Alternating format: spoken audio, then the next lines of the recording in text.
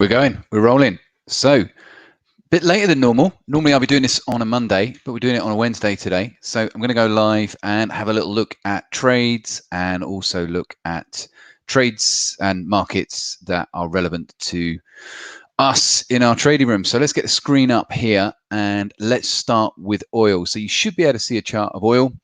This is the daily chart. I'm going to bring in the weekly chart. Now, the reason I'm starting on oil is because we are holding tight on our monthly oil trade. We were triggered long a little bit further back. I will go back to the daily chart and show you that. So we were triggered long.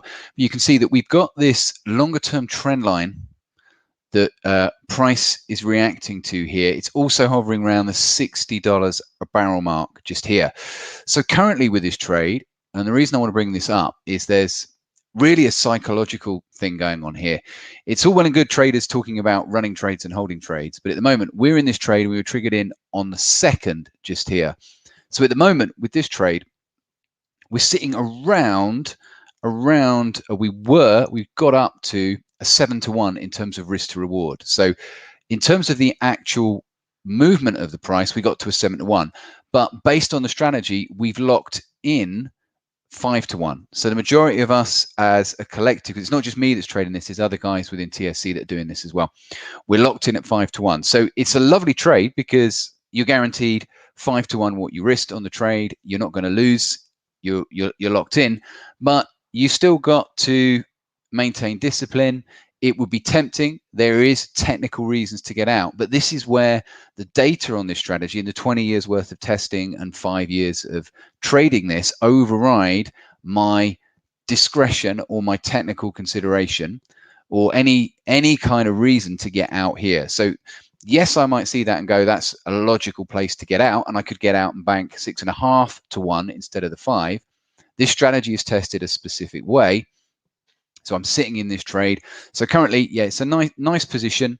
So I'm sat at, as I've said, 5-to-1, locked in. We'll see whether or not price reacts to this level, comes down and stops us out close to the 5-to-1 mark, or whether or not we decide to go higher and move up. If we can get outside of this trend line, then there's nothing in the way between here. And if I go back up to the weekly chart, there's nothing in the way between here and the 2020 highs and the 2019 highs. So this could be a real runner. We'll have to wait and see. So those of you that are in it, that are running the trailing stop version of this, you got to hold on this one. All right. So that's oil. We'll come back to a couple of other trades very shortly. If you're putting comments in the box, I won't see them until the end because I want to focus on the charts. So remember, I'm looking at charts, looking at screens. So I'll stay focused on that. I can see out the corner of my eye comments coming in. I will come back to those when we get to the end. So I want to have a little look at the S&P. So we'll stay on the weekly chart here. We're clear of those previous all-time highs. So at the moment, the S&P is just kind of slowly moving up. I'll go to the daily so you can see it a little bit more. It's edging up. So haven't really had a big day either up or down for a while now, but each day we're getting higher highs. Today could be the first, significant down day. I say significant. It's significant in that we get 2 closing days down in a row. We haven't had that for a little while, but you can see volume or range, I should say, not volume, but range of candles has actually decreased, but it is sort of edging higher here. Similar scenario on the NASDAQ. NASDAQ has been edging higher, and again, down day yesterday and could be a down day here. Again, for me, I don't really look at this in any other way than whether or not we get down to the 50, see whether we react like we did back here. At the 21, so the blue moving average here, both on the S&P and on the NASDAQ, could offer some of our guys a long trade, but price would need to get into that level, and then certain things would have to happen off the back of that, and they could end up with another long trade. They've had a lovely run. They've had plenty of winners up here. At some point, they're either going to have a loser from being stopped out, price might go higher, or price will get down, do what's required, and then roll over. So at some point that will happen, but that's not their job to consider that. They just need to take the setup as and when the setup comes along.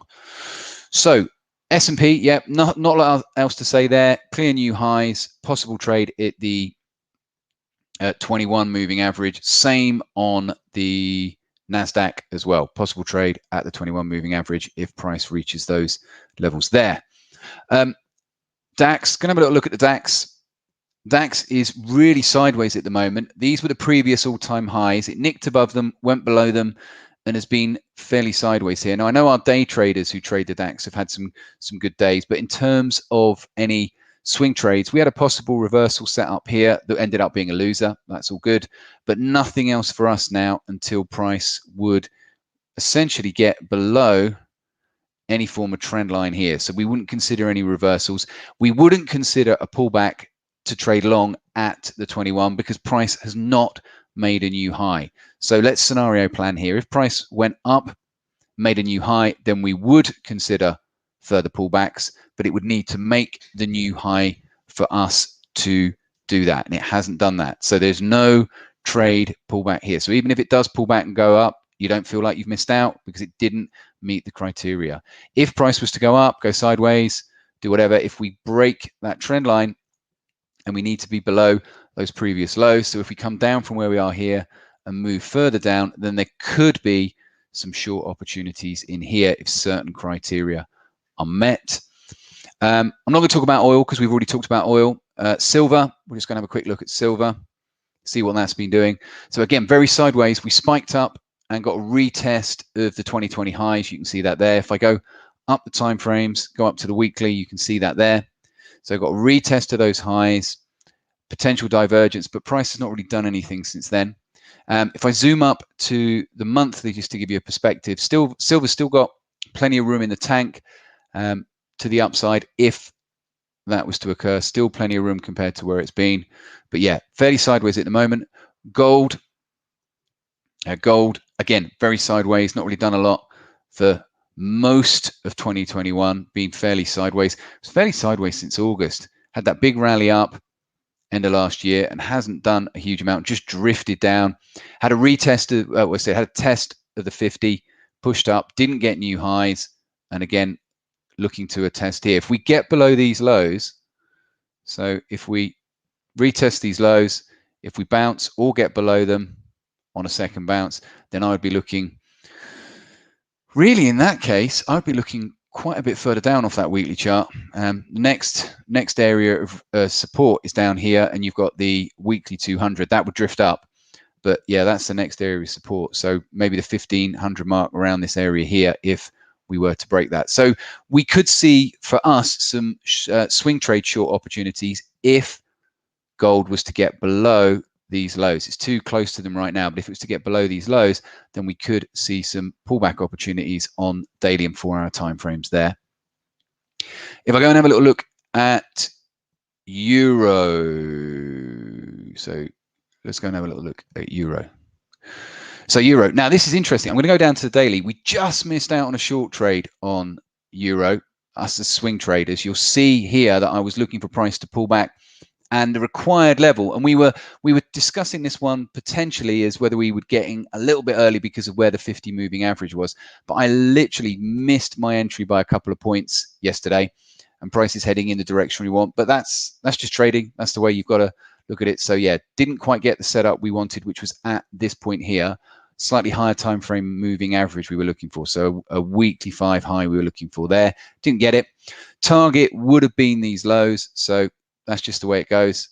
Trading, as a good friend of mine says, is often fine lines, and the difference between what could have been a nice 2.5 to 1 winning trade can be the difference between a couple of points. But it's not there yet. Hasn't actually made it. So it might come back up from here, go up and do that, and then as a result of that, we saved ourselves a loser. So I will be tracking this. It's something that we are very big on, is tracking trades that either get very close to target or what we would call no call trades.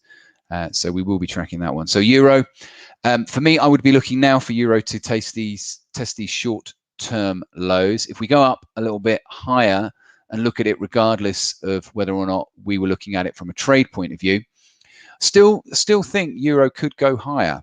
We've got the, if I go to the monthly chart, we've got the 2018 highs just here, and they coincide with the monthly 200. So I still think there is potential upside on euro, but it would need to obviously, if I go back to the weekly, it would need to take these highs out. If it does decide to push back up and take these highs out, I would be confident of a retest up at these highs here. All right, so if we take those highs out, I'd be confident of a retest, and then we would be looking for reversals.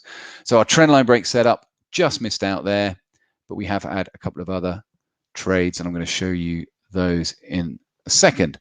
Yeah, so I'd be looking, as I said, for short term for a test of those lows. If you take those out, then I'd be looking down towards the weekly 200. Next set of lows on the weekly are here, and they would line up quite nicely with the weekly 50. So I'll draw those in with a line just here. So I would be looking, if those lows get taken out, for euro to get down around this level here. So I'm going to go and have a little look at yen. Had a nice trade on yen recently. Bit more of a discretionary trade, but had a nice trade on yen. Got out of that yesterday. You can see it there. Nice 2-to-1 trade on yen. With yen, we're sitting currently at the weekly 50, so I was pleased to be able to get out of that trade. Nice logical exit with previous highs and the weekly 50 there. If we go higher, I would be looking towards the weekly 200, possibly these highs just here. They aren't the highs of 2020, but those highs as an interim stop there. Still didn't get a retest of the what I would call the COVID lows, so the March lows of this year. Didn't get that retest, but had a nice move, and you'll see on the daily here, nice trend line break, and then a move back down. So euro was a nice trade. Currently, I've got a long, I'll just show you this so you can see it. I've got a couple of trades running at the moment, but we'll focus primarily on this one here just so you can see it. So this is on one of my swing accounts. I've got a long position here on US dollar Swiss franc. So I've got a limit order up here. I have got a provisional target at these highs where I will manually take some profit off the table. But then I've got a limit order slightly higher just up at this level here. All right, so that is a trade that I'm running. I've got another trade on Swiss franc yen. I'm not going to talk about that now, but yeah, on US dollar Swiss franc, if we go back and just have a little look at this, you can see it there. So I'm just measuring out the 2-to-1. So I'm going to remove that. So yeah, for me, I'm looking at a test of these highs, but as I said, I've got a target that little bit higher. And again, I may adjust that target depending on what the daily 200 does. So yeah, I've got a nice position here. So I will just wait to see what happens. Weekly wise, I'll just get rid of all this. So we're using these in the trading room. So yeah, you can see here, we're stuck. The price is stuck between the weekly 21 and the weekly 5 low. So at the moment, you can see we've had a test, got a reaction to the 21, came back down, got our entry into the trade, as you can see there. Price is moving up. If we take these highs out, I'll be confident of a move further up there. Obviously, I'd like that to happen because I'm in the trade, but we'll have to wait and see on that. So that is US dollar Swiss franc. So that's pretty much me done. George, I can see you've got a couple of questions there. Is this an oil-based strategy? You'd use it across multiple markets? There's no reason why you can't use it or test it across multiple markets. Our oil strategy is specific to oil, primarily because we tested 20 years on it. It works really well. There's no reason why it couldn't work on other markets, but you would want to do the testing first. How many people are in our trading room and how much does it join? It depends what you want to do. It depends what level you are at, George. If you've got trading experience, and you want to work with us closely, then send us an email and we'll send you some details about the trading room, all right? Because it depends whether you want to do swing trading or day trading. Something that we're very specific about is we don't just have a day trading room or a trading room. We actually have 3 trading rooms, all right? So Kerry runs a trading room, I run a trading room, and Martin has an early morning trading room. And each person in our Total Trader community will have a specific set of strategies that they run, some purely day, some purely swing, some a combination of the two. So depending on what you do will depend on how much it costs. Okay. So yeah, overall on our Total Trader level, we have about 100 members on our Total Trader level, but obviously that's split across 3 different trading rooms, and we do cap that. All right. So if you're serious and you're interested, drop us an email, send us a DM on Facebook or Instagram, and then we will arrange a time that you can have a chat. and see a little bit more about it. All right. But in terms of how much it costs, that's going to be dependent on what you specifically do.